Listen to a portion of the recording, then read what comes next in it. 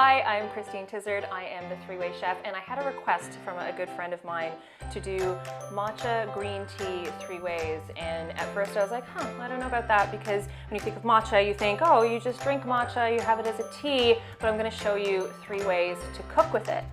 And then I started reading up about matcha, and I heard about it being energy boosting. I heard about it being a really great new superfood. I also heard that it decreases anxiety, and that's exactly what I'm looking for every day in my life. Something that'll give me energy, but decrease my anxiety. So today we're going to do a matcha green tea granola.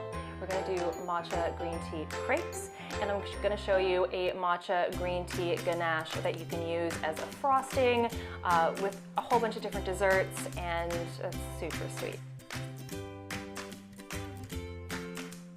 First recipe we're going to do is a matcha green tea granola. So a very big bowl. When I make granola, I like to make a lot of granola. Big bowl, oats. I'm using gluten-free oats, large flake oats, 4 cups. And I like my granola to have lots of nuts and seeds. So 2 cups of nuts, whatever kind of nuts you have lying around the house. This is just a combination of a whole bunch of mixed nuts. We're going to do 1.5 cups of mixed seeds. I'm using pumpkin, sunflower. I'm going to add some sesame seeds here. So this is a mix of black and white sesame seeds. All this should be raw, by the way, because we are going to be cooking it, so you don't want to buy like stuff that's already roasted. Buckwheat groats, 1/4 cup. I love buckwheat groats. Coconut. I like buying the coconut that has all these super large flakes. And that's all of our dry ingredients. Mix it all up, and now we just need to make that sticky matcha green tea stuff to get it all nice and gooey. We can pop it in the oven. So over here, I have a little sauce pot. I'm going to combine maple syrup. I'm going to heat all this up. Honey, I do a mixture of both. You want 1 cup total. Coconut oil, 2 tablespoons. Just want to wait until that coconut oil melts. I'm also going to add a nice pinch of salt just to boost the flavor. And this is our matcha green tea right here. Look how green that is. Now this is cooking grade matcha. It's a different type of matcha than the drinking kind that you can buy. It's darker in color, it's deeper in flavor, which is what you want because you're going to be cooking with it. So as you cook, some of that flavor is going to dissipate. It's also cheaper, which is great because it's made by using machines instead of ground by hand, which the drinking matcha, which is a little bit more delicate, it takes longer to make. So if you're shopping for it, just double check. So I'm going to get my big bowl of oats. It looks like very green. Look at that. That's lovely. It's exactly what we want. Mix it all up. If you're looking for a great gift idea around the holidays, make a nice big batch of this matcha green tea granola. Give it away in little packages.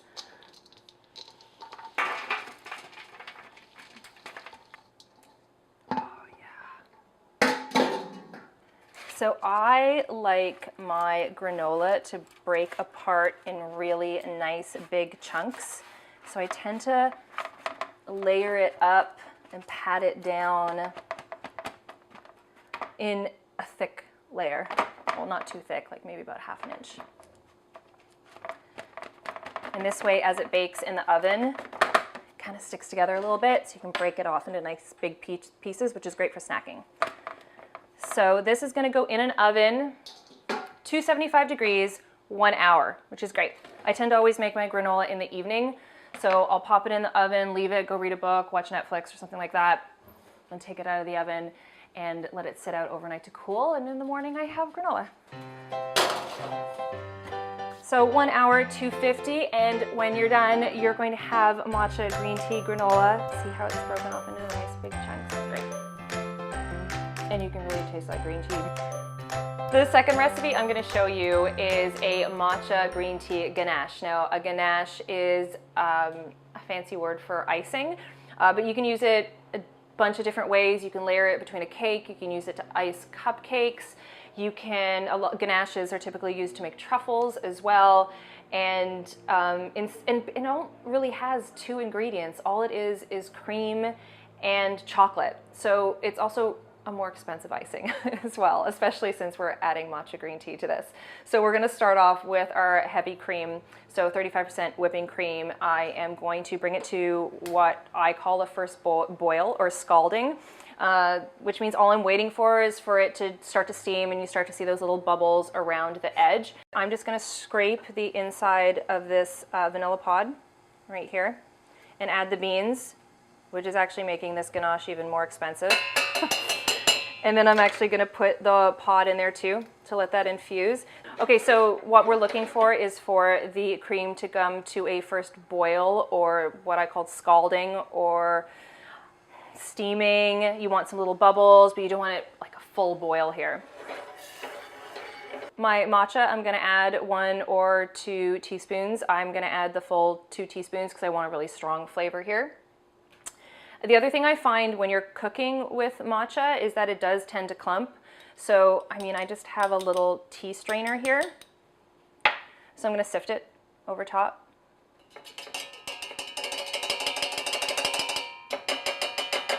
Add it in, give it a whisk.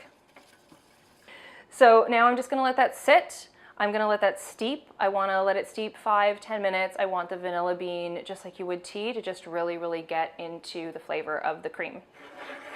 So we'll just let that sit for a few minutes. So our matcha infused cream, it's done.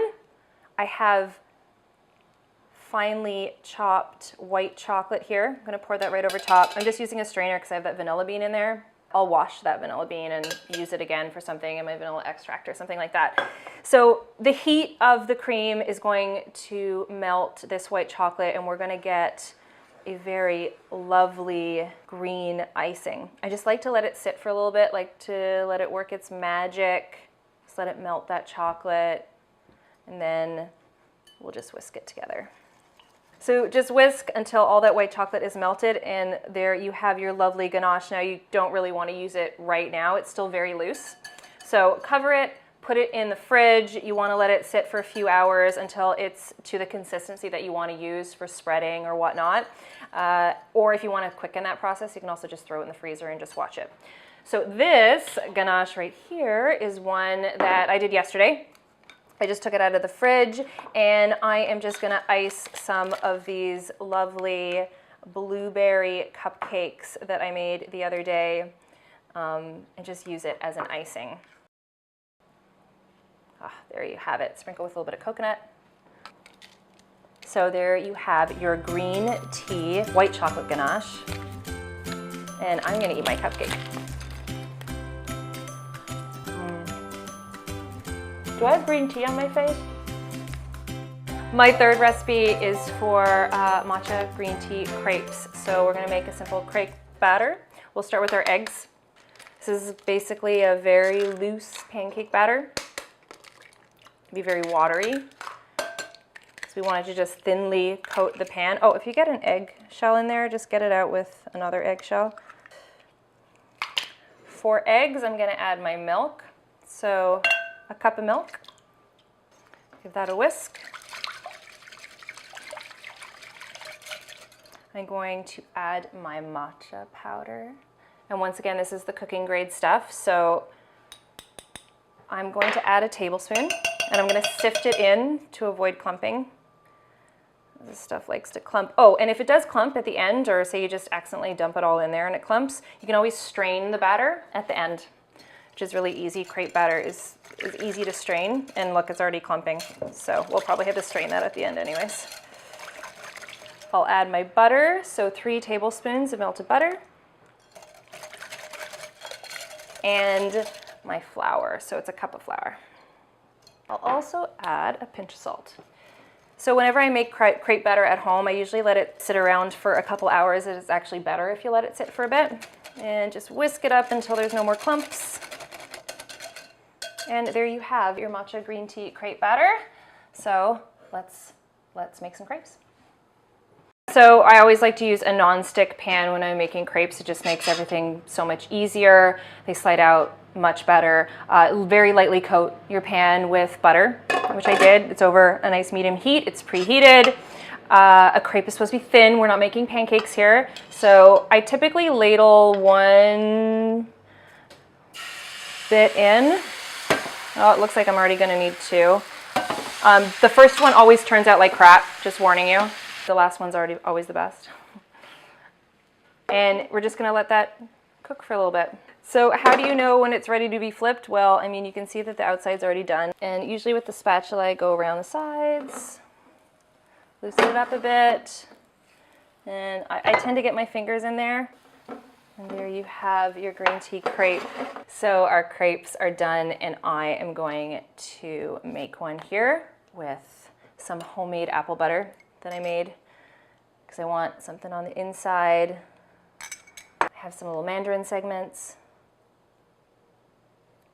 some fresh strawberries, and I'm gonna make a little pocket out of it and plate it. Throw on some more fruit. Whoa, as the fruit bounces everywhere.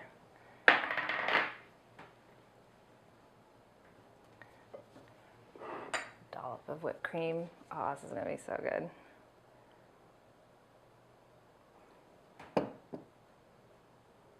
And some maple syrup. Oh yeah. Matcha, green tea, crepes, stuffed with fresh fruit and apple butter. So there you have it, 3 different ways to cook with a matcha green tea. So get it into your diet. Don't just use it in drinks. There's a lot of different things you can do with that flavor. If you like what you see today, then like, subscribe, comment. I love your comments. And if you have anything, an ingredient, a recipe that you would like for me to try 3 ways, let me know. I hope you enjoy cooking with matcha.